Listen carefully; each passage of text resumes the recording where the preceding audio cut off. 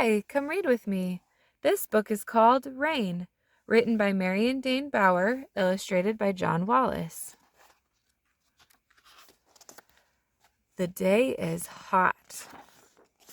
The sun shines bright, the flowers wilt, the grass goes limp. Even the birds are still, and then a gray cloud covers the sun. The cloud is made of tiny drops of water. The drops grow larger and larger. They bump into one another. They grow so heavy that they fall. Rain!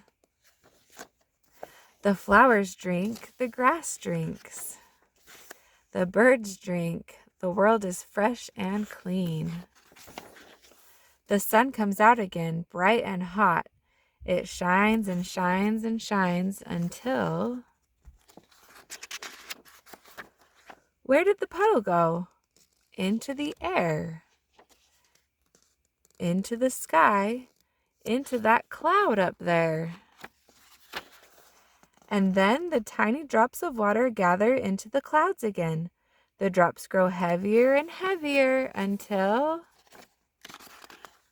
rain falls once more. And the whole world smiles. The end.